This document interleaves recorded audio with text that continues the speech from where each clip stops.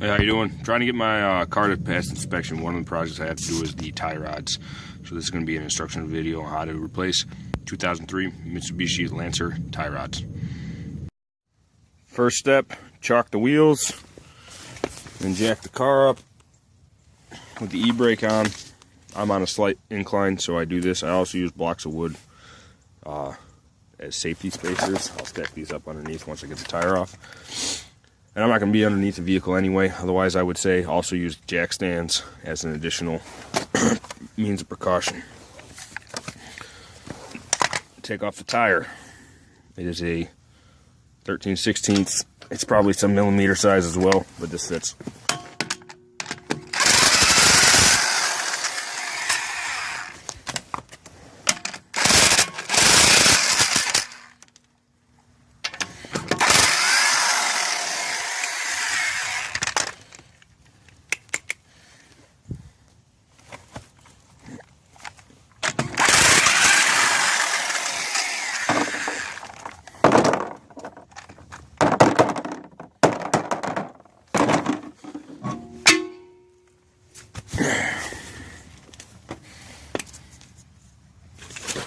There you go, and you can see the boot has a rip in it, so we're replacing those. Tie rod. You can also see it's got some play. If you pull it back and forth, it shouldn't. They didn't catch this on the inspection, but the ball joint down here is also starting to tear, so I don't have the part for it, but that's going to need replacing as well. I just soaked it down in penetrating oil. This is a size 17 socket or wrench. Break it free, put it back into its original spot. Not tightly though, that way I can put the other one back in the same spot. That way the alignment's not too messed up. I still have to get it aligned, but that will prevent it from being way out of whack. In the meantime,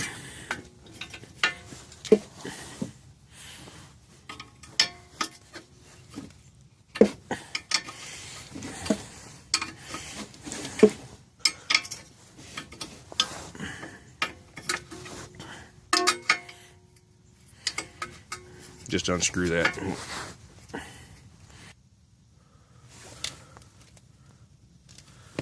Trying to get out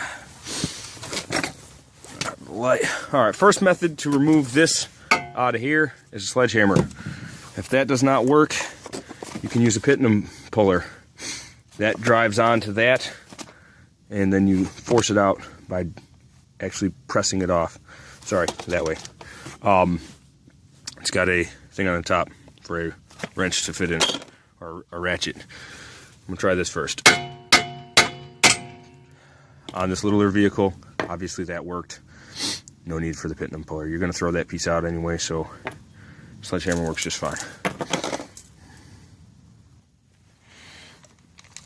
Alright, this is the new one. That's the old one. New one comes with a grease fitting. So you can do your oil changes. You can also lube this.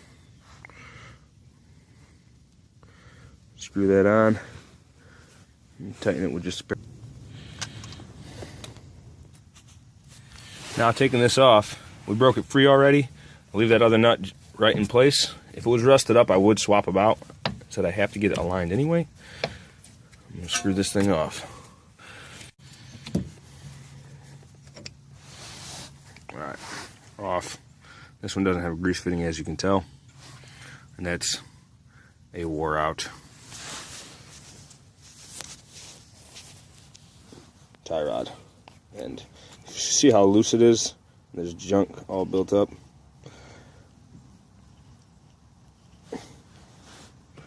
I mean, an easy tell that that one's bad. It shouldn't wiggle like that either. Now, the inner tie rod, checking that. I'm going to pull on it. It goes back here. It's still pretty solid. It's pretty, it holds itself up, so it's moving but not just flopping around loosely. It has some resistance when it goes down, so this one's still good. And the boot's not tore up, which is the other tell.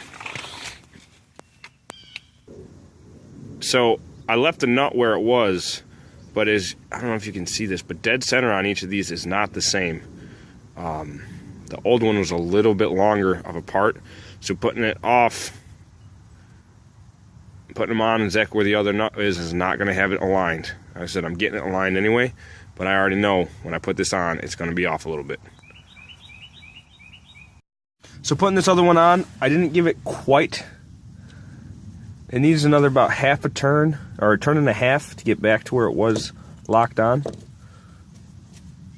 That's where the other one was, but this one's slightly shorter, so I'm giving it that turn and a half play, and I'm going to tighten the nut from the other side to lock that into place. I said I'm not sure if that's exactly correct, but it's pretty close.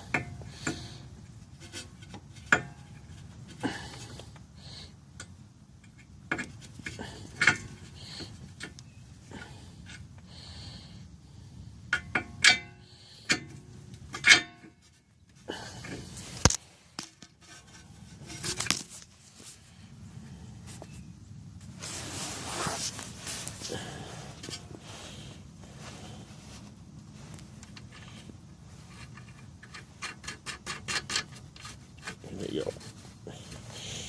It's back out. You just gotta tighten everything up now. Alright, everything's been tightened down. Again, it's just a 17 wrench or socket.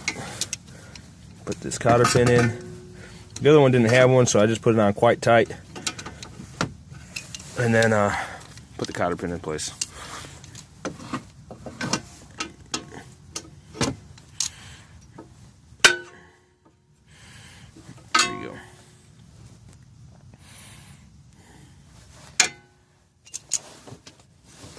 No wiggle.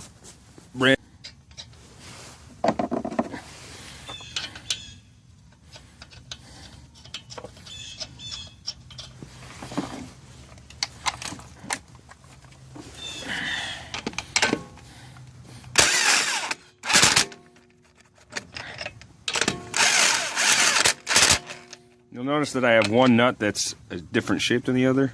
These had the security bolts on them, and I left the key for it. That's a whole nother deal. Get those off.